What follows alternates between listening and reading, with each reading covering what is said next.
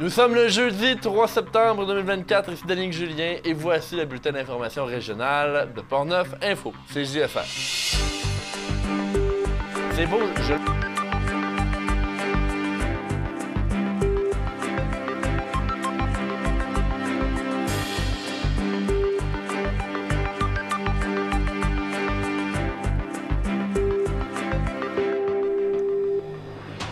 Le Métal Perrault débute sa nouvelle saison dans la Ligue de hockey senior 3A du Québec. On discute avec le DG Luc Thibault. L'usine Alcoate de Chambord-Grondines a accueilli plus de 2000 spectateurs pour ses portes ouvertes au notre reportage. La pièce de théâtre de Saint-Léonard de Portneuf est en supplémentaire ce week-end. On parle avec le scénariste Pierre Doré et la Société Saint-Vincent-de-Paul de Portneuf, un nouveau local pour vendre des biens usagés à la population. Bonne émission!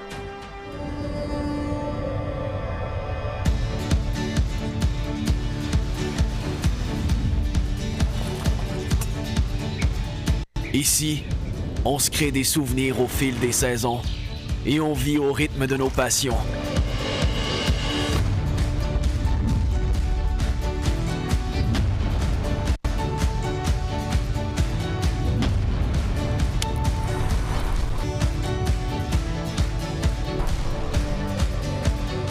Ici, quand l'aventure nous appelle, on répond.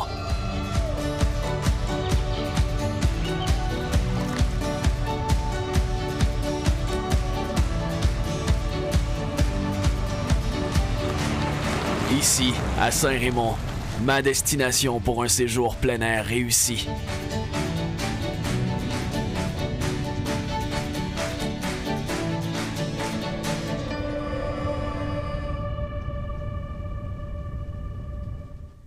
Mesdames, messieurs, bonsoir. Les fans de hockey senior de la région peuvent finalement se réunir à nouveau à Donnacona pour les matchs du Métal Perrault. Le 27 septembre dernier, l'équipe du directeur général Luc Thibault affrontait les Loups de la Tuque, les champions de la saison précédente. Le match s'est terminé par la marque de 8-5 en faveur des visiteurs. Pour parler de ça, mais aussi pour parler de la saison 2024-2025, j'ai discuté avec M. Luc Thibault un peu plus tôt cette semaine. Voici cette entrevue. On rejoint maintenant en ligne Luc Thibault, le directeur général du Métal Perrault de Donnacona. Bonsoir, M. Thibault. Bonsoir. M. Thibault, vous avez commencé la semaine dernière votre saison 2024-2025 avec le Métal Perrault. C'était contre les Loups de la Tuque. Avant de parler de ce match-là, j'aimerais qu'on parle un peu des objectifs pour le Métal Perrault pour cette saison 2024-2025. Cette année, c'est une année transitoire un peu pour la Ligue senior 3 du Québec, ayant deux nouvelles équipes, deux nouvelles franchises, donc une expansion dans notre ligue.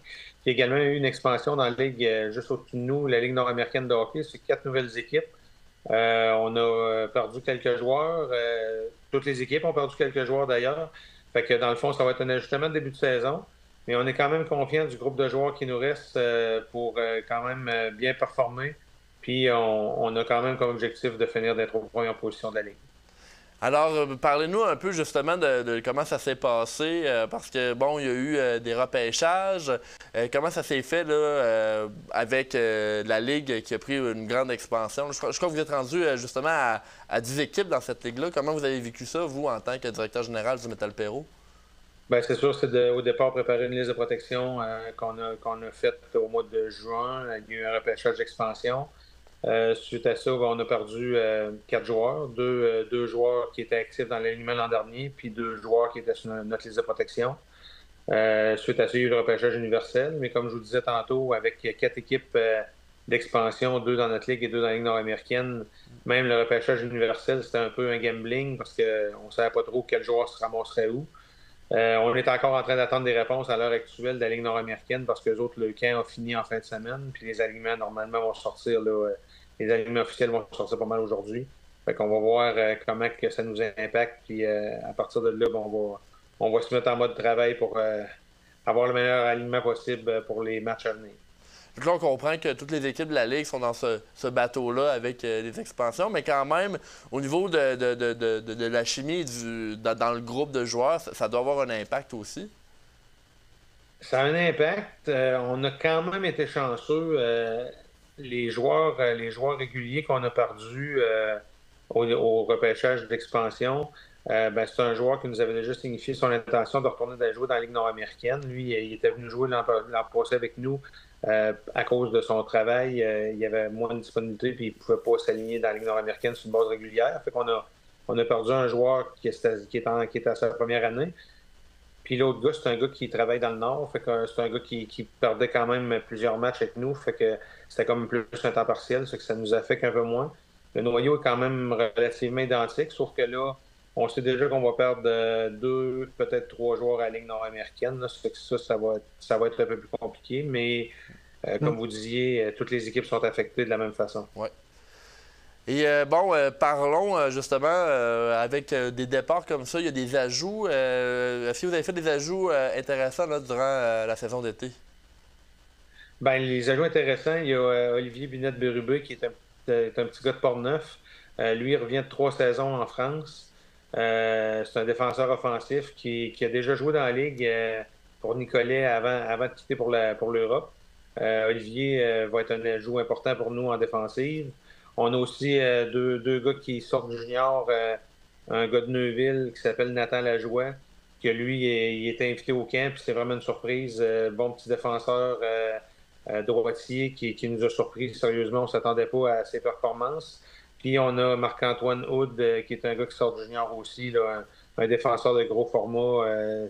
On parle de 6 et 5, 220 quelques livres. C'est un gros bonhomme qui va s'ajouter aussi. Fait qu'on a 3 bons ajouts en défensive. Puis à l'attaque, ben, 2 jeunes là, qui sortent des ligues seniors un petit peu inférieures, qui vont nous donner un bon coup de main aussi là, au niveau de la profondeur. Monsieur Thibault, vous me disiez tout à l'heure que bon, l'objectif, c'est d'être dans le top 3 là, pour cette année. L'année passée, on se rappelle, là, il y avait quand même eu une bonne déception là, pour les séries. Est-ce que justement, là, au niveau de vos fans, vous voyez qu'ils sont quand même au rendez-vous là, malgré tout ça? Assurément, les fans sont au rendez-vous. C'est sûr que le match hors concours de vendredi dernier, le match d'ouverture de vendredi dernier coïncidait avec les hors concours de la Ligue nord-américaine pour la dernière fin de semaine. Mais les deux meilleures foules des deux ligues ont été enregistrées à Granby puis chez nous. On a eu plus de 1000 spectateurs la semaine dernière, fait que c'est de très bon augure. Les partisans sont derrière nous. Dans les autres ajouts qu'on a, une signature de dernière minute qui est arrivée la semaine dernière.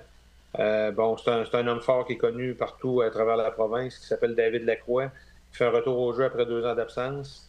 David, c'est un gars qui est au-dessus de 1000 minutes, 200 quelques matchs de jouer dans la Ligue nord-américaine. Fait que ça aussi, c'est un bon atout pour nous autres. Puis on pense que ça peut nous amener des partisans, puis ça peut nous amener du respect sur la patinoire, puis des victoires. Et au niveau du match de vendredi dernier, ça s'est terminé à 8-5 en faveur des Loups de la Tuque. Pouvez-vous nous parler un peu de comment vous avez abordé cette rencontre-là puis comment ça s'est déroulé? Ben, en fait, l'ambiance était incroyable. Même pour avoir parlé avec des partisans, après la première période qui a duré plus d'1 heure, les partisans disaient que c'était carrément un match de série. Là. C'est rare qu'on voit ça à un match inaugural au début de saison.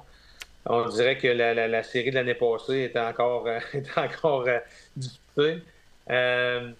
Malheureusement, on a eu beaucoup d'indiscipline. Je vous dirais qu'il y a beaucoup de joueurs qui étaient probablement surexcités de la foule et du match et de l'enjeu.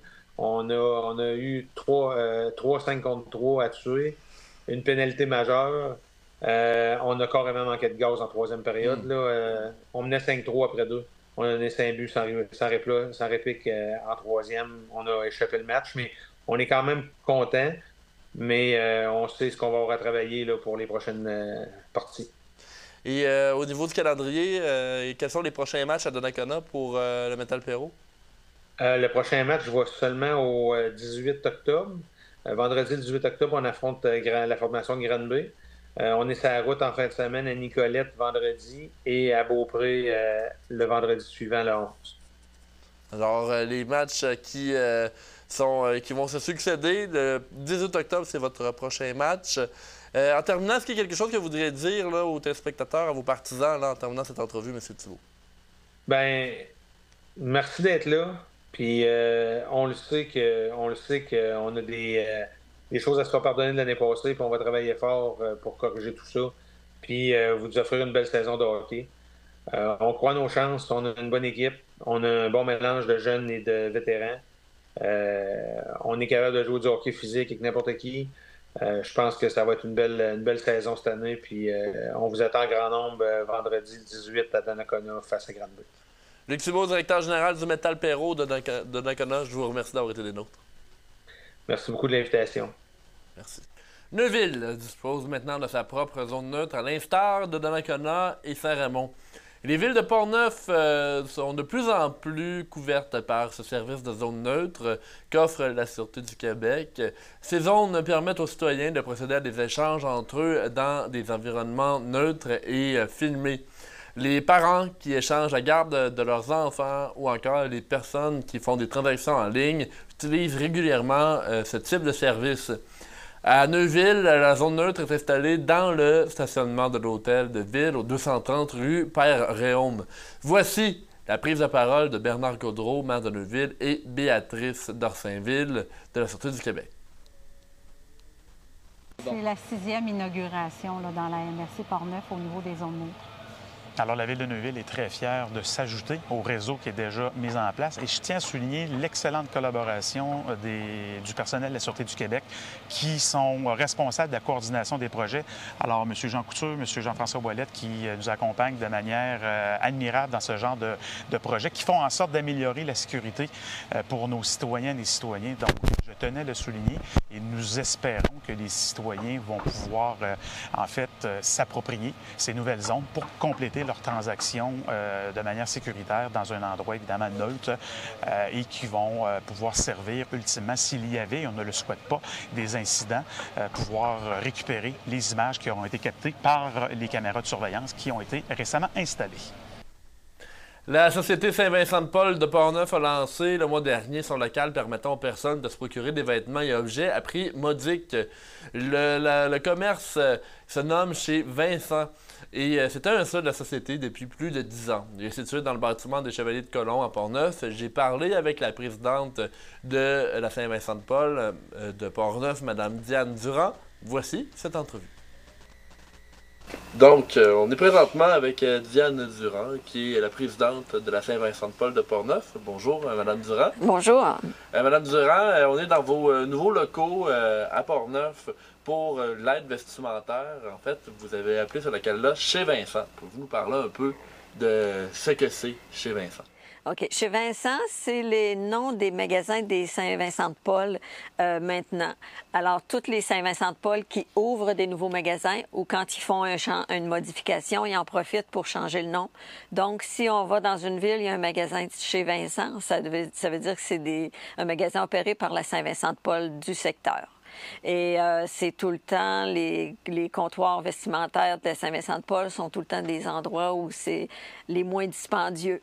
C'est pas une friperie privée, donc c'est des bons prix. Et c'est pour monsieur tout le monde, les prix. C'est pas seulement pour les démunis, parce que ça nous permet d'amasser des sommes pour nourrir les familles de notre ville. Il y en a qui pensent que c'est juste les gens dans le besoin qui viennent ici, mais non, c'est tout le monde, même les travailleurs, peu importe, ils viennent ici. Puis même si ça leur coûte pas cher, puis qui ont l'impression que c'est pour des gens moins fortunés. Nous, c'est l'argent au bout du compte qui nous sert à faire manger nos familles parce que juste les dons, on n'arrive pas à nourrir pendant 12 mois de temps les familles de Portneuf. Donc, c'est une manière de financer vos opérations de la Saint-Vincent-de-Paul. Oui. Pour ceux et celles qui nous écoutent, qui ne connaissent pas un peu, qui ne connaissent pas suffisamment vos services ou du moins votre fonction, c'est quoi exactement la Saint-Vincent-de-Paul? OK. La Saint-Vincent-de-Paul, ça fait tellement d'années que ça existe, mais les gens ne connaissent pas nécessairement ça, c'est qu'on est là pour aider les familles qui ont besoin, que ce soit des gens qui travaillent, qui sont sur l'aide sociale, peu importe. Nous autres, on fait un bilan financier, voir est-ce qu'ils arrivent suffisamment, parce que des fois, avec les hypothèques ou les séparations ou les maladies, il y en a qui sont plus capables d'aller faire leur épicerie. Alors, on les aide pour la nourriture. On les aide aussi, il y en a que les enfants auraient besoin d'aller dans un camp de jour l'été pour être avec des amis, pour se divertir. Et les parents n'ont pas nécessairement les sous pour les envoyer là. Alors, on les aide financièrement aussi. On en paye une bonne partie des camps de jour. Toujours suite à un bilan qui a été fait de leur situation, bien entendu. Ça peut être aussi côté vestimentaire. Maintenant qu'on a notre propre comptoir vestimentaire, s'ils ont vraiment besoin, on peut les aider à s'habiller, puis ils repartent. Ils n'ont pas besoin de payer leur facture si le besoin est là. Parce qu'avant, il fallait se retourner vers d'autres comptoirs vestimentaires, que ce soit à Donnacona, à Pont-Rouge, à Saint-Marc, à Saint-Basile. Et là, il fallait en payer une partie habituellement, tandis que là, bien, on n'aura pas besoin de débourser pour être capable de les vêtir. Donc, votre local, c'était quelque chose qui était très important et nécessaire pour la Saint-Vincent-de-Paul de Portneuf. Oui. Ça a été un travail de longue haleine, je crois, là, pour se rendre là. Vous me disiez là, que ça a pris une bonne dizaine d'années avant qu'on trouve un local. Oui, parce que même avant que je demeure ici à Portneuf, les gens qui étaient sur le comité de la Saint-Vincent-de-Paul, ça fait au moins 10 ans qu'ils cherchaient un local. Puis il fallait qu'ils se situent dans la ville de Portneuf. Alors, ils ont vérifié un peu partout, même des fois des locales qui n'avaient pas l'air adaptés, voir est-ce qu'il y avait des rénovations qui pouvaient être faites à moindre coût pour opérer. Puis ils n'ont pas été capables d'en trouver à cette période-là. On n'était pas capable d'en trouver. La seule et dernière issue qui nous restait, c'est que les Chevaliers de Colomb ont accepté de nous louer le sous-sol de leur local au 110 rue de la Rivière. Puis c'est très, très apprécié. C'est sûr que c'est pas très grand, mais on a beaucoup, beaucoup de marchandises. La façon que ça a été installé, le mobilier, on est capable de mettre beaucoup de marchandises pour satisfaire bien des personnes. Et parlez-nous un peu de la prise en possession de votre bâtiment. Vous avez pris possession en août et en septembre, vous avez déjà une ouverture. Oui. Ça a été un travail assez acharné là, pour être prêt, je crois. Oui, ça a été un travail ardu. Alors, le 5 août, on a les clés du local. Là, il fallait aller chercher du mobilier, l'installer. Il fallait aller chercher des vêtements, les installer. Puis on a ouvert le 6 septembre. Donc, un mois, jour pour jour, on a tout installé. Le lendemain, on ouvrait. Alors, on a eu au total une trentaine de personnes qui ont mis la main à la pâte pour plus de 700 heures de travail pour arriver au résultat qu'on voit maintenant, là, qui est très, très intéressant et que les gens apprécient quand ils se présentent ici. Ils sont surpris de voir toute la quantité de marchandises qu'on a à l'intérieur. Avant d'avoir votre local, vous avez fait un comptoir vestimentaire éphémère. Oui. Donc, par le passé, ça a été peut-être un indicatif que vous en aviez besoin d'un permanent. Et aussi, oui. Ça a peut-être aidé à trouver justement là, le partenariat avec les Chevaliers de Colomb. Oui, parce qu'eux autres avaient commencé à en parler, mais ça ne se rendait pas à nos oreilles encore parce qu'ils n'étaient pas assez avancés dans le cheminement de leur projet. Et quand on a ouvert le comptoir éphémère, ça a été 2 semaines sur un calendrier de 2 semaines, mais on avait ouvert 5 jours là-dedans. Et les gens qui se présentaient disaient que c'était un besoin d'avoir un endroit pour magasiner ici à Portneuf parce qu'il n'y en a pas, que c'était très attendu depuis longtemps. Et il y a des chevaliers qui sont venus aussi magasiner, puis on dit on va parler pour vous autres parce qu'on voit que vous êtes capables d'avoir bien de la marchandise, d'avoir de la qualité aussi. Alors, on va parler aux autres chevaliers pour qu'ensemble, on prenne la décision de vous louer le local. Alors, ça l'a aidé beaucoup d'avoir fait le comptoir éphémère. Super. Madame Durand, je vous remercie d'avoir répondu à nos questions. On va prendre encore quelques images. Merci de nous avoir accueillis et félicitations pour vos locaux. Merci beaucoup, ça fait plaisir. Au retour de la pause, le reportage d'Arthur Bordelot sur les journées portes ouvertes d'Alcoa. Hey, Max! Hey, Nam! Yeah! C'est super. Alors, la Ligue d'improvisation Portneuf-Alouette est maintenant commencée? Oui! Alors, on vous attend les lundis soirs du 30 septembre au 9 décembre prochain. Cependant, on va prendre une petite pause le 14 octobre pour l'Action de grâce ou la chasse. C'est selon! Donc, on vous attend en grand nombre au cinéma Alouette à 19h et ce, gratuitement!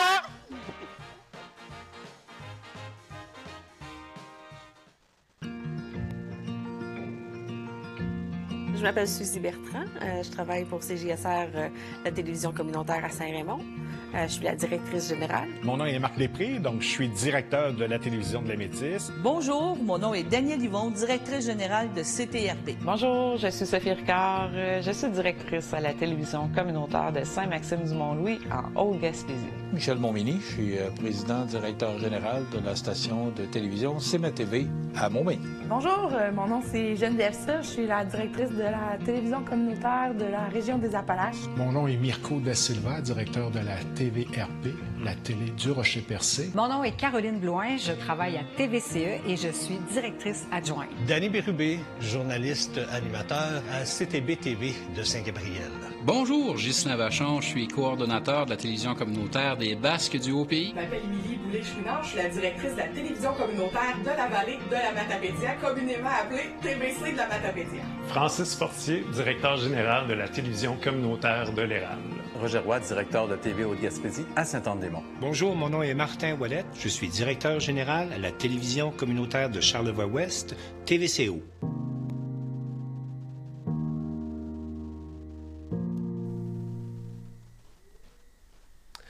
L'usine Alcoa de Deschambault-Gonzine a accueilli les 20, 21 et 28 septembre dernier près de 2300 visiteurs lors de ses premières journées portes ouvertes en plus de 30 ans.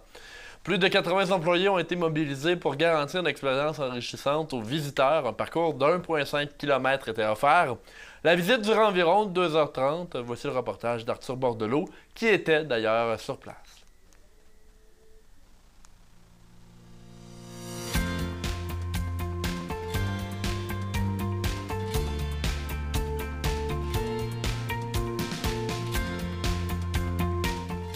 Lors des 2 dernières fins de semaine, la luminerie Alcoa Deschambault a reçu près de 2300 visiteurs. Les personnes présentes ont eu droit à une visite guidée en autobus et à pied à travers l'usine.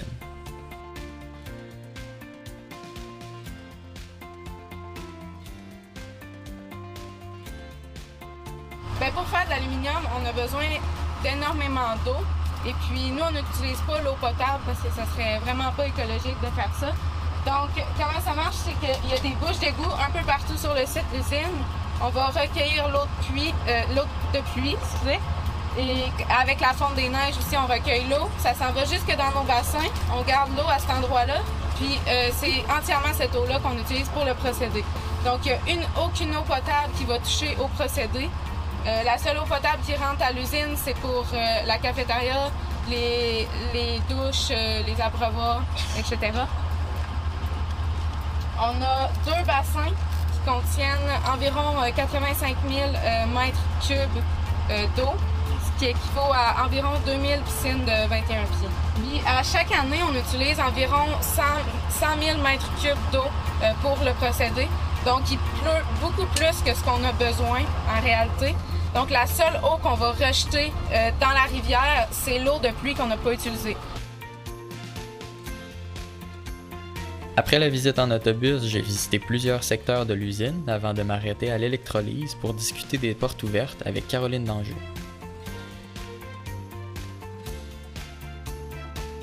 Alors, mon nom est Caroline Danjou, je suis conseillère en communication à la luminerie de Deschambault. Présentement, on est dans les halles d'électrolyse de la luminerie. En plein cœur de notre dernière journée de portes ouvertes, on a ouvert nos portes au grand public pour la première fois depuis presque 30 ans. On est bien fiers de ça. On a accueilli, aujourd'hui, on passe à accueillir pas loin d'un total de 2500 personnes pour les trois journées. On a décidé d'ouvrir nos portes parce que nos gens ici dans l'usine ont à cœur leur travail et voulaient, ont une fierté aussi de montrer ce qu'ils font. Ça n'avait pas été fait parce qu'il y a quand même depuis longtemps, parce qu'il y a quand même une difficulté organisationnelle à faire des visites grand public. Dans le fond, pour ces portes ouvertes-là de 2024, on avait besoin de l'implication de 80 travailleurs aussi qui ont accepté de venir passer une journée de plus que leur semaine de travail habituelle pour venir soit présenter leur secteur ou s'assurer de la sécurité de tous nos visiteurs. Là. Donc, c'est 80 personnes de plus par jour, en plus des personnes qui travaillent là, actuellement aujourd'hui à la production. Les portes ouvertes prévoyaient un maximum de 1000 visiteurs par jour. Cette limite a été atteinte la semaine dernière. Malgré le nombre important de visiteurs, l'usine et ses employés continuent de produire comme à l'habitude. L'usine ici, ce qu'il faut comprendre, c'est qu'elle roule 7 jours sur 7, 24 heures sur 24, il n'y a jamais d'arrêt. Donc présentement, on a des visiteurs qui sillonnent tous les secteurs de production de l'aluminium et des anodes, mais il y a aussi des travailleurs là, sur place qui sont là et qui continuent à produire de l'aluminium.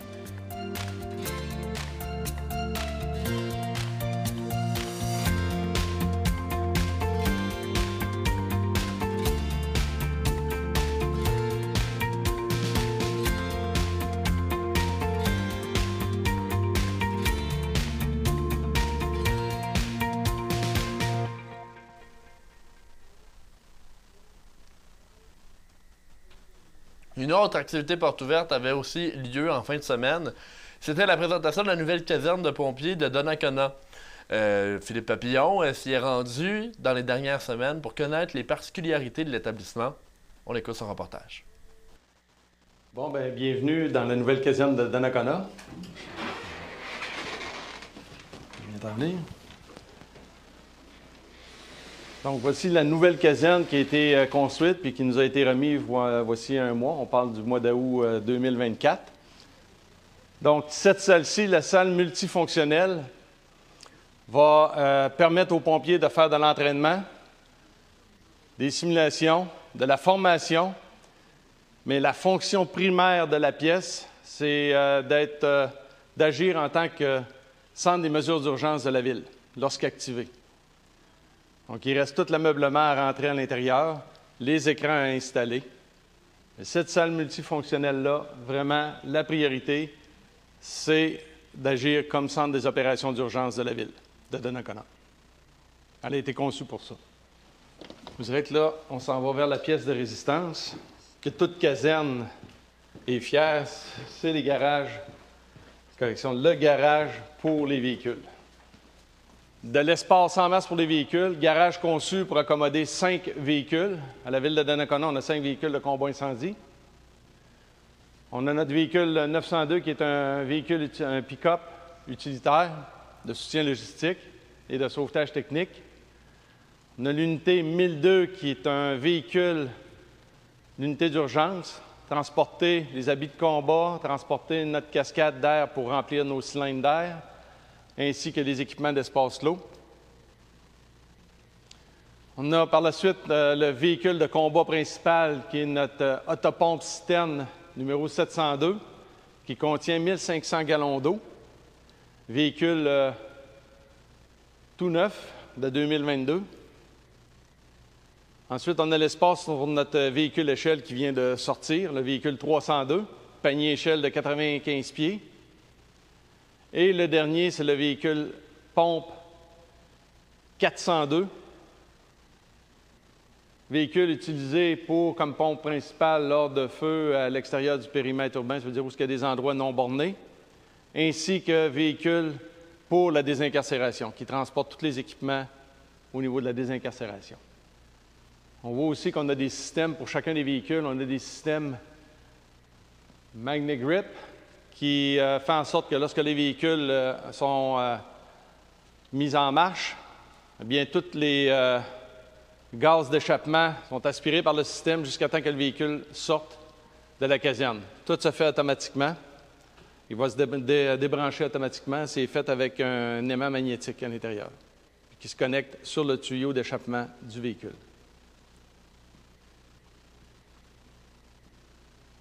Énormément d'espace dans le garage. Les lignes jaunes nous permettent, c'est les endroits spécifiques sécuritaires pour travailler. On ne laisse rien traîner sur les lignes jaunes. Puis dans les parties grises, c'est les espaces pour le véhicule.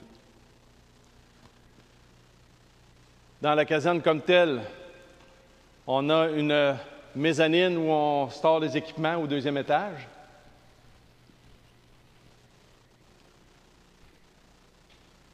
On a un endroit pour effectuer la réparation des équipements avec un établi de travail.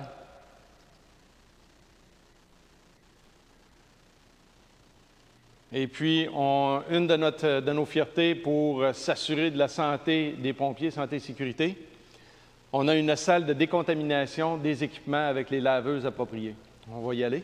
C'est une salle qui est en pression négative, donc aucun contaminant sort de la salle, reste de ce côté-ci, il ne va pas dans le garage. Le garage est en pression positive. Dans cette salle, c'est ici qu'on nettoie les appareils de protection respiratoire, les habits de combat, casques, gants, bottes, ainsi que les faciales des appareils respiratoires et les cylindres. On a fait l'acquisition de deux grosses machines à laver. La première, c'est pour laver, c'est une Solo Rescue. Ça nous permet de décontaminer les appareils respiratoires, les faciales, les bottes, les gants et les casques. Ça ressemble à un gros lave-vaisselle. Le deuxième appareil ici, c'est une laveuse Fagor. Ça, c'est pour laver les habits de combat, incendie. On peut laver jusqu'à 6 habits à la fois. Donc, ça permet de décontaminer nos vêtements lorsqu'on revient d'un incendie. On a une autre salle où on procède au séchage des équipements. Et puis, pour le reste, ici, il n'y a aucun outil qui rentre, à l'exception, comme je mentionnais, des appareils respiratoires pour le travail, pour la remise en service des appareils comme tels. L'autre salle que nous avons ici, qui est encore une fois, elle aussi, en pression négative, c'est notre salle de décontamination primaire où les équipements souillés, les boyaux, tous les bunkers, les habits de combat, ainsi que les équipements, les haches, les scies, vont être rentrés, vont être nettoyés avec un jet d'eau à pression. Par la suite, les équipements mentionnés auparavant vont rentrer dans la salle de décontamination. Le reste, les boyaux, les haches, un coup qu'ils sont nettoyés ici, s'en retournent par l'autre porte vers le garage pour être mis en service sur les véhicules. Donc ici, comme mentionné auparavant, c'est notre établi où on fait les réparations des équipements autres que les appareils respiratoires. On a un séchoir à boyaux qui nous permet de faire sécher nos boyaux lorsqu'ils ont été nettoyés et qu'ils sont mouillés. Et puis un petit espace de travail pour les pompiers lorsqu'on revient du feu ou d'une intervention.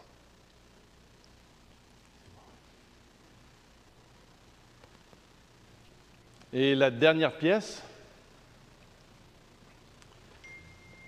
la pièce où les pompiers s'habillent avant de partir au feu. Donc, c'est le vestiaire où c'est les équipements de combat qui sont installés.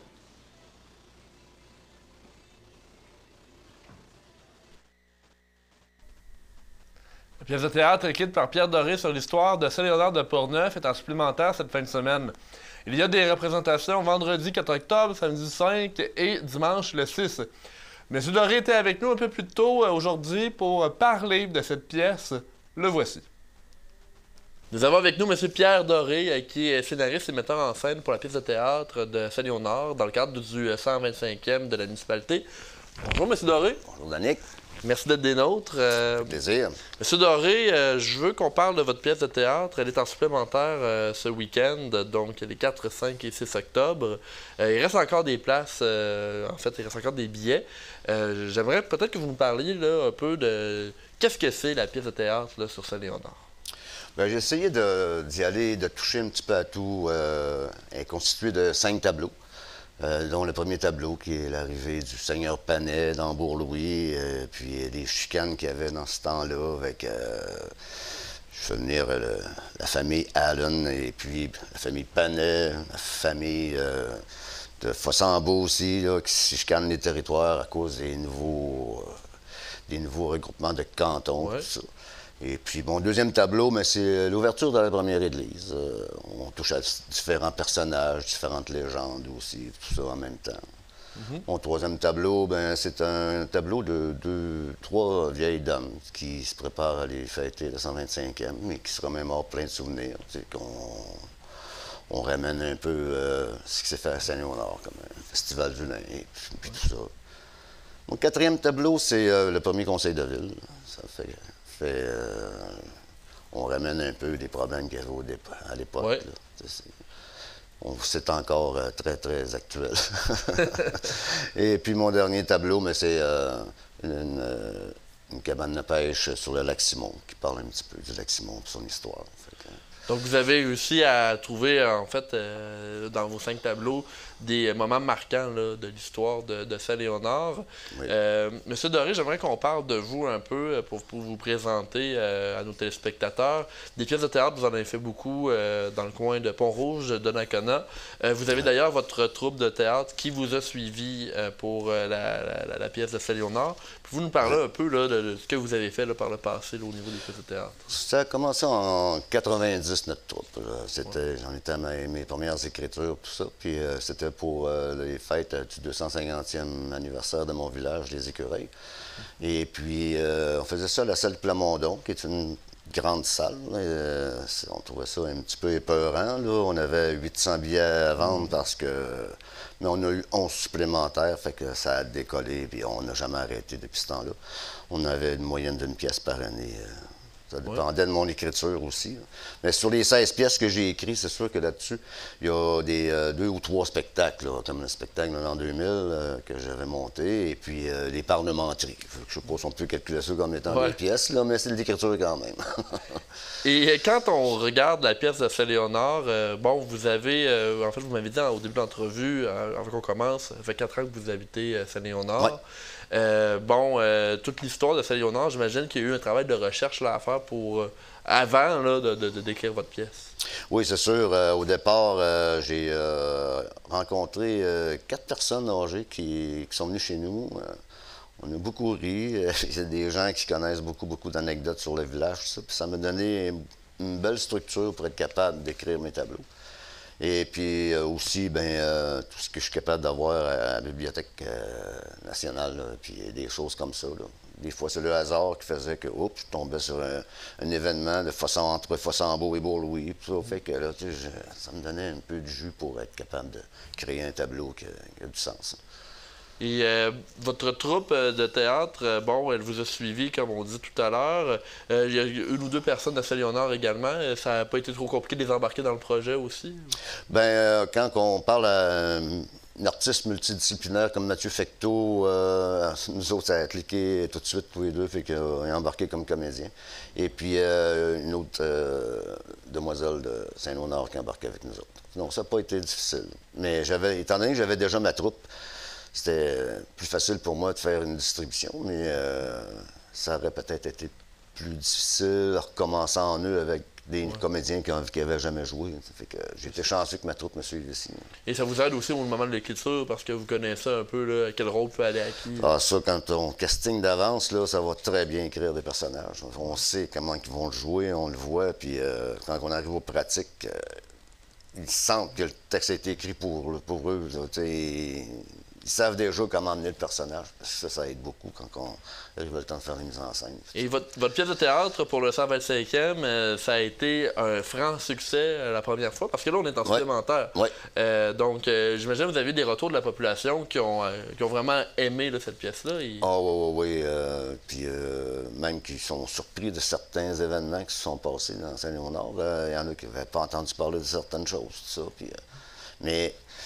En 1h30, 1h15, essayer de résumer 125 ans d'histoire, pour moi, c'est difficile aussi. Parce qu'il y a bien des personnages que j'ai été obligé comme de mettre de côté. À un moment donné, il faut choisir. Puis, mais ça a plu à tout le monde. Mais il y aurait de la place pour une deuxième. J'en ai fait 4 sur les Écureuils. Vous pourriez faire une deuxième? Pourquoi pas. Alors peut-être dans le futur, on va regarder ça s'il y a une seconde pièce sur Saint-Léonard. Il y a toujours des billets de disponibles.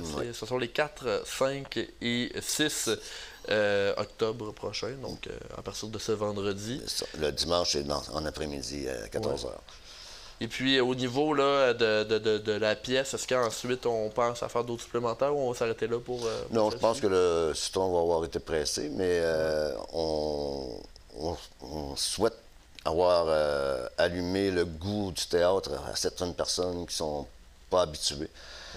Plusieurs, malgré leur âge, c'était la première pièce de théâtre qu'ils voyaient de leur vie. Ils venaient parce que c'était l'histoire de leur village. Fait que je me dis, ben, tant mieux si on peut avoir donné la piqûre au théâtre à quelques personnes, et en souhaitant qu'ils nous suivent, si on en fait un autre. Pierre Doré, scénariste et metteur en scène de la pièce sur Saint-Léonard. Assisté de Marjolaine Bédard pour des pratiques. Assisté de Marjolaine Bédard, je vous remercie d'avoir été des nôtres. Ça me fait plaisir. Merci. Merci.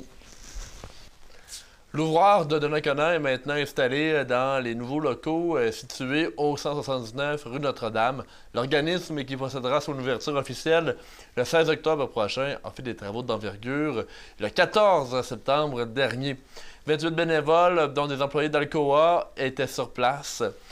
En plus de l'aide des bénévoles et de la communauté, l'ouvroir de Donnacona a reçu un chèque de 3 000 grâce au fonds Action d'Alcoa qui vise à soutenir l'engagement de leurs employés.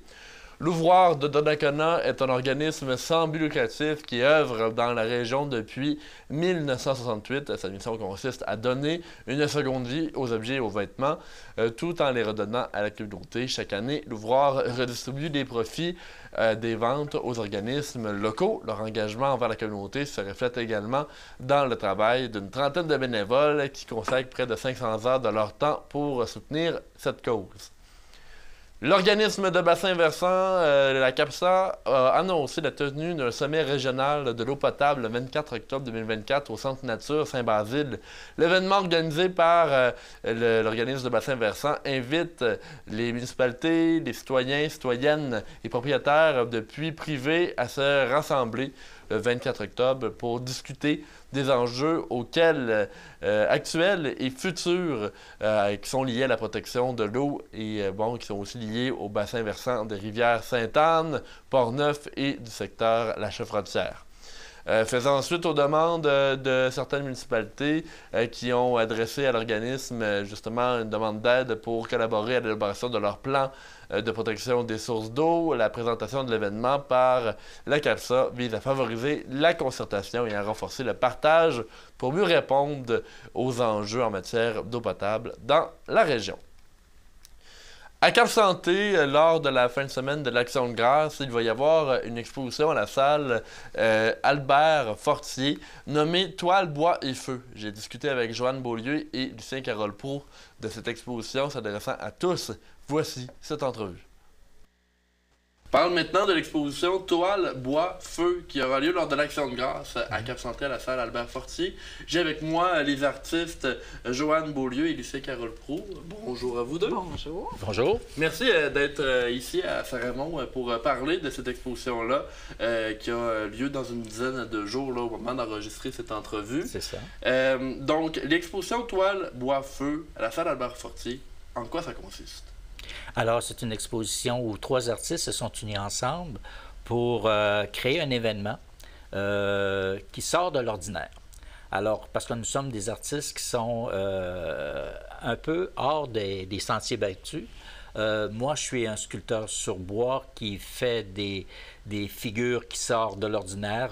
Normalement, les gens s'attendent en sculpture sur bois d'avoir des animaux ou des personnes âgées sur le bord d'un poêle. Alors, moi, c'est surtout des thèmes qui fait qu'on sort on suscite une réflexion, on suscite un étonnement et je veux faire voir que la sculpture sur bois, ça peut amener ailleurs que les sentiers toujours qu'on emprunte pour la sculpture. C'est toujours une image que les gens ont qui est très traditionnelle, alors que moi, on amène ailleurs. Okay. Et pour Joanne, c'est la même chose. Elle sort de son corps, elle va vous en parler tout à l'heure. Et Christian, lui, c'est un artiste assez connu qui a exposé partout en Europe, au Canada et pas mal en province. Et c'est un illustrateur aussi, un auteur et un sculpteur. Alors, il fait des choses qui sortent vraiment de l'ordinaire et qui ont un super réalisme qui fait que ça nous provoque, ça nous étonne aussi. Alors, c'est ça. Madame Beaulieu, j'aimerais donc parler un peu de votre processus créatif, un peu de votre style là, artistique. Pouvez-vous nous parler un peu là, de ce que vous faites? Là, vous êtes dans la portion toile. Toile, oui. Ouais. Moi, j'ai commencé à peindre en 2016, mais en 2020, j'ai déménagé à Cap-Santé, j'avais mon atelier, alors là, j'ai produit beaucoup plus. Ma première particularité, c'est que je prends des journaux que je colle avec un médium que je fripe, fait que je prends du négatif que je transforme en positif. Puis, je sors beaucoup du cadre.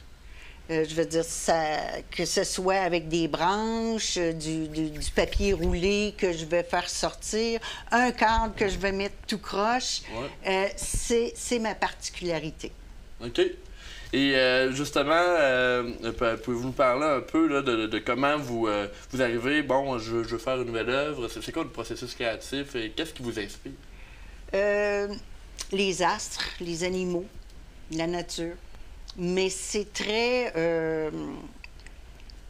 c'est pas du concret, vraiment. Donc, c'est de l'abstrait. Dans l'abstrait, oui. Absolument, absolument. Donc, vous faites un peu d'abstrait, justement, pour... Je fais que de l'abstrait. Que de l'abstrait, parfait. Oui, oui. Et donc, vous avez combien de toiles, à peu près, qui seront présentées? Une vingtaine. On va tout avoir chacun une vingtaine de pièces qu'on va présenter. Ça veut dire une soixantaine en tout. Soixantaine d'œuvres d'art oui. à montrer à la population. Je le rappelle, c'est gratuitement. Oui. J'aimerais venir avec vous, Lucien Carole Proulx. Vous êtes dans la portion bois. Oui. Vous nous avez parlé un peu que vous aussi, vous sortez du cadre. Oui. J'aimerais peut-être parler de vos inspirations également. Oui. Qu'est-ce qu'on peut retrouver là, dans vos œuvres d'art? Bien, moi, premièrement, je suis un ancien résident de Saint-Raymond. Oui. Alors, quand j'ai pris ma retraite, je suis venu demeurer ici à Saint-Raymond. Et à partir de là, je suis allé visiter la Provence en France. Et à un moment donné, j'avais toujours dans l'idée que j'allais faire de la sculpture sur bois. À un moment donné, je suis allé à Joucas, en Provence, et je suis rencontré 2 sculpteurs là-bas. Et là, j'ai eu le coup de foudre. J'ai dit, c'est ça, là, il faut que je le fasse, il faut que j'arrête de le dire, il faut que j'embarque. Alors, j'ai suivi des cours en revenant avec Fabien Pagé, un sculpteur reconnu. C'est lui qui a fait la statue de René Lévesque et du général de Gaulle. C'est un maître, un expert en sculpture patrimoniale. Il a même restauré des sculptures de M. Jobin, un ancien résident de Saint-Raymond. Alors, c'est ça. Et j'ai travaillé avec lui pendant... Maintenant, ça fait 6 ans. Oui. Et j'ai développé mon style. Moi, ce qui m'inspire, c'est surtout des choses qui se passent dans la société, ce qui se passe dans le moment. Je peux parler contre l'exploitation des femmes, je peux parler contre la pollution, mais c'est toujours susceptible à autre interprétation. C'est toujours une suggestion que je fais. Alors, puis ça étonne. Les gens sont toujours étonnés de ce que je fais parce qu'ils ne s'attendent pas à ça dans une sculpture sur bois, c'est ça. Donc, justement, vous essayez de passer là, à travers la sculpture sur bois... Un message. Un message. Oui. En effet, c'est plutôt rare là, de voir ça avec ce médium-là dans l'art visuel. Vous avez, bon, il n'est pas avec nous aujourd'hui, M. Christian Duguay. Vous en avez parlé brièvement tantôt en ouverture d'entrevue. Oui. Qu'est-ce qui, en fait, au niveau de la proposition de M. Duguay pour cette exposition-là, ça ressemble à quoi? OK. La proposition, c'est une exposition qu'il a fait un peu partout au Canada et même quelquefois aux États-Unis, près du Canada, et ensuite partout en province, même au Musée de la Civilisation. C'est une exposition qui a tendance plus vers l'illustration, qui a eu un succès beaucoup avec les écoles, les groupes de jeunes et tout ça, et c'est un conteur né. Il nous explique comment on attrape un dragon, comment on le nourrit, qu'est-ce qu'il ne faut pas lui donner, comment on appelle ça, on appelle un dragon. Il sort un sifflet, mais il y a les dragons d'eau, mais il y a les dragons de feu, puis c'est différent. Donc ça s'adresse aux familles. Oui, même les adultes. Là, moi, quand la première fois que j'ai assisté à ça, j'étais avec mon petit-fils. Et j'étais subjugué, c'était vraiment bien. C'est comme si c'était vrai, mais on sait que c'est une légende, mais c'est tellement bien dit, tellement bien fait, c'est captivant. Donc, parlez-nous un peu de comment va se passer l'entièreté de l'exposition. On commence le 11 octobre, on termine le 14 octobre. Donc, est-ce qu'il y a une horaire où les gens peuvent venir et...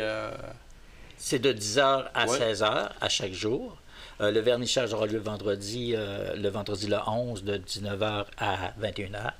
Et durant tous les jours, on va avoir des animations, on va avoir de la vidéo, on va avoir des explications des artistes. Alors, on invite toute la population à venir. Les 4 jours, on va être présents toutes les 3. Okay. Fait que si les gens ont envie de nous poser des questions sur notre art, on va être là pour répondre. Oui. Christian va être là pour animer son exposition de dragons. Fait qu'on va être là de 10h jusqu'à 16h, vendredi, samedi, dimanche, lundi. Donc, pour les 4 jours de l'Action de grâce, l'invitation est lancée pour les gens qui cherchent des activités. Des activités à faire en famille. C'est ça. En famille. En famille. Et on rappelle l'adresse, en fait, l'endroit, si c'est possible. L'endroit, c'est la salle Albert Fortier à Cap-Santé. Qui est à Cap-Santé. Oui. Alors, je vous remercie. Merci beaucoup d'avoir été des nôtres. Jeanne Beaulieu, merci. Plaisir. Merci. Carole Proulx, merci beaucoup. Merci. Et donc, l'invitation est lancée. On invite tout le monde. Pour l'exposition Toile, Bois et Feu. Je vous remercie. Merci beaucoup.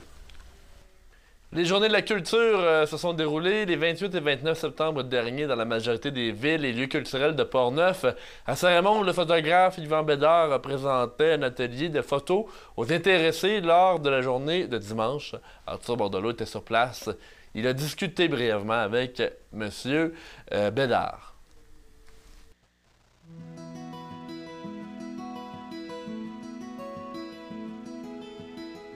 Durant les Journées de la culture à Saint-Raymond, un atelier photo a eu lieu. Le photographe Yvan Bédard nous a guidés dans le centre-ville de Saint-Raymond afin de nous inspirer de voir la photographie sous un autre angle.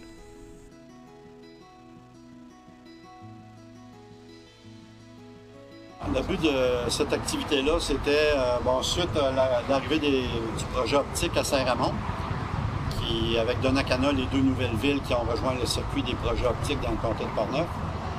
Le but, c'était de donner aux gens une vision, une description pour améliorer leur chance d'avoir des photos gagnantes à l'édition 2025 de Optique Saint-Raymond. On a commencé par aller se promener pour les pylônes en dessous de l'école centrale. Parce qu'il y en a plusieurs qui ont des belles peintures, des dessins d'enfants dessus. Et il y a des jeux qui sont peints sur l'asphalte au pied de ça. Fait que ça, tu ne retrouves pas ça ailleurs, c'est typiquement Saint-Raymond. Et de là, tu peux avoir ça, mais tu peux aussi photographier avec les jeux d'enfants en arrière-plan. Ou si on se tourne de bord, on peut voir l'estacade. Et là, on voit ça amène un contraste. On peut faire dire à notre photo, voici la différence entre l'enfance et un âge plus respectable. Donc, dans le fond, c'est l'éventail de la vie. Donc, si on donne un titre approprié sur notre photo, ça va véhiculer ce message-là.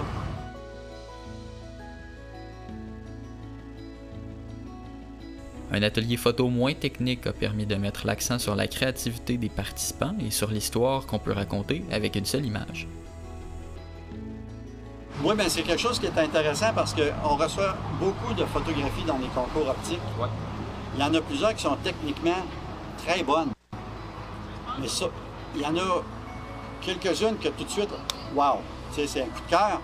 Mais après ça, tu en as plusieurs qui ont à peu près le même score, là, suite à l'évaluation des jurys. C'est une évaluation anonyme, là. On ne sait pas qui sont les auteurs des photographies. Mais après ça, il faut que tu choisisses là-dedans. Fait que quand tu as des photos, tu as 2 photos qui sont très belles au point de vue esthétique, qui sont techniquement très bonnes, mais qu'il y en a une qui véhicule une émotion, alors que l'autre, c'est pas le cas. L'autre, c'est plutôt une reproduction de quelque chose de beau qui a été vu. Donc, celle qui véhicule une émotion va être traitée beaucoup mieux. Même chose s'il y a un message à passer. Et ça, souvent, la distinction, oui, dans la composition de l'image et tout ça, mais le titre va nous aider à comprendre l'intention du photographe.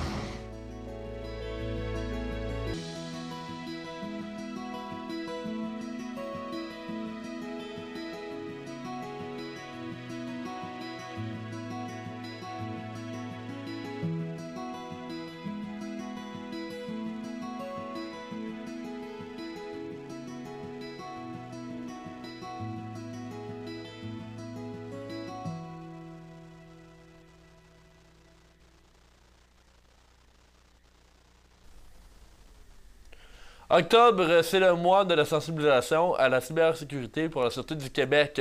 Une vaste campagne de communication est déployée par les différents ministères et organismes du Québec pour sensibiliser la population aux différents risques en ligne, notamment l'hameçonnage et les rançongiciels. La Sûreté du Québec joue un rôle de premier plan dans plusieurs cas intimement liés à la sécurité de l'information. Les victimes d'hameçonnage et de rançongiciels peuvent déclarer celles-ci en portant plainte auprès de leur service de police locale ou encore en contactant des centres d'antifraude au Canada, comme celui au 1-888-495-8501. Poursuivant dans les affaires policières, les 24 septembre dernier, les policiers de la MRC de Portneuf ont procédé à l'arrestation d'un homme de 54 ans de Québec, relativement à un dossier de vol survenu quelques jours plus tôt à Cap-Santé. Lors de l'intervention, d'autres objets rapportés volés ont été trouvés. L'individu s'expose à des accusations, entre autres, d'introduction par infraction, de vol et de recel. Le lendemain, les agents ont arrêté un homme de 35 ans de Québec en lien avec une série de vols survenus dans des véhicules d'un quartier résidentiel de Pont-Rouge. L'individu se déplaçait à trottinette électrique, testait les portières des voitures et dérobait le contenu de celles-ci. Ensuite, l'individu a comparu pour bris de conditions et s'expose à des accusations supplémentaires en matière de vol et de fraude. Le 28 septembre dernier, suite à un appel citoyen, les policiers de la MRC de Portneuf se sont rendus à Donnacona et ont procédé à l'arrestation d'un homme de 61 ans de Donnacona pour conduite avec les capacités affaiblies par l'alcool. L'individu a échoué l'éthylomètre avec un taux d'alcool dans le sang plus de 2 fois supérieur à la limite permise par la loi. L'homme a été libéré par citation à comparaître. Le service des incendies de la sécurité publique de Saint-Raymond vous accueillera à la caserne Incendie pour une porte ouverte ce samedi 5 octobre entre 10 et 15 heures. Et ça sera possible pour les citoyens de visiter les locaux, les équipements, les véhicules et de rencontrer le personnel pompier. Le service ambulancier de Sercom sera également sur place. Il y aura un parcours pour les jeunes, des démonstrations, des surprises pour les petits et des prix de présence. On parle de breuvage, hot dog. Et également, il va y avoir dans les démonstrations des interventions sur un feu de cuisson à 11h, une intervention sur un véhicule électrique à 13h. Depuis, dans le cadre du 125e anniversaire du service des incendies, il est possible de profiter de la visite pour voir la plaque qui sera dévoilée et qui s'appelle « En reconnaissance aux pompiers qui ont combattu les incendies de Saint-Raymond depuis 1899 ». La pépinière écologique au bout des doigts de Saint-Alban lance une première vente automnale. C'est l'occasion pour les citoyens de se procurer des arbres fruitiers et arbustes contribuant à une meilleure autonomie alimentaire. Cette vente automnale met en vedette une sélection de plantes fruitières en racines nues, idéale pour une plantation automnale réussie. Vous pouvez découvrir une variété adaptée au climat du Québec, telles que le noyer noir, le noyer cendré et le cassissier. Toutes ces plantes sont cultivées selon des méthodes respectueuses de l'environnement. Je vous rappelle, ça se passe à Saint-Alban. Et finalement, pour terminer cette info CJSR en ce début du mois d'octobre, eh bien, je vous rappelle qu'il y aura du bingo aux côtés, ici à CJSR à partir de dimanche. Il vous est possible de voir un nouvel animateur à l'œuvre qui sera donc présent pour la première fois pour le bingo. Également, vous pouvez vous procurer vos cartes auprès des dépositaires habituels. Et je vous rappelle que la partie de bingo commence à partir de 18h. Également, au niveau de notre projet de CJSR, la Ligue d'improvisation Portneuf-Alouette a recommencé ses activités cette semaine. Et il vous est possible d'aller voir les matchs à partir de ce lundi, en fait, tous les lundis, jusqu'au 16 décembre, à l'exception de l'Action de grâce. C'est donc ce qui complète votre bulletin d'information. Mon nom est Danick Julien. Je veux remercier toutes les personnes qui nous ont aidé à la technique, Carole Grenier, Tony Vézina et Luc Robitaille. Également remercie à Philippe et Arthur pour leur reportage. Merci à nos invités. On se laisse avec des images du Festival du lin de Saint-Léonard qui a eu lieu la semaine passée.